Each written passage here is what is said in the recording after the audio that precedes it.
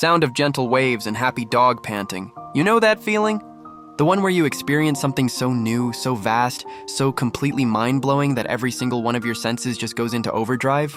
Well, imagine that, but you're a dog. And not just any dog. You're one of 3 Dalmatian siblings, and you've just seen the ocean for the first time. That was us. Pongo, Purdy, and me, Patch. One minute we were bouncing around in the back of the car, the next, this. An endless stretch of sparkling water in a giant sandbox that went on forever. The air tasted salty. It was bizarre and wonderful. Pongo, always the leader, was the first to brave the wet sand. He took a hesitant step, then another, and then his tail started going like a helicopter rotor. Purdy and I weren't far behind. We charged, our paws kicking up sand, barking at the white foamy stuff that kept chasing us and then running away. It was the best game ever. Then something magical happened. A wave rolled back and it left behind these little treasures. Swirly ones, smooth ones, ones that looked like tiny fans. Seashells! We'd never seen anything like them. We started nudging them with our noses, collecting them in a pile.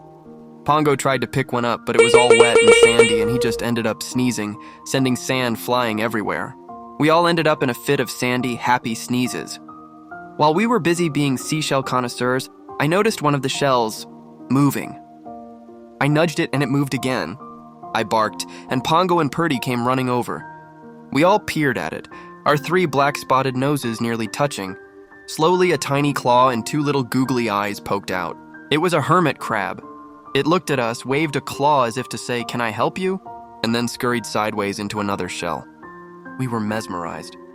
We'd met a walking shell. Just a few feet away, lying half buried in the sand, was something else.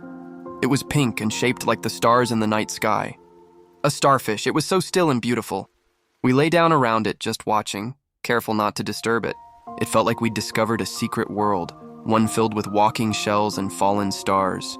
We spent what felt like hours just exploring, chasing the waves, digging holes just for the fun of digging them, and saying hello to the strange and wonderful sea creatures. As the sun began to dip lower, painting the sky in shades of orange, pink, and purple, the excitement in our bones started to fade into a warm, happy tiredness. We found a spot high up on the dry sand, away from the tickling waves. We curled up together, a pile of spots and sleepy sighs. Our paws were tired, our fur was sandy and damp, and we probably smelled like a mix of wet dog and fish. But we were so content. We just lay there, the 3 of us, our eyes resting on the incredible sunset.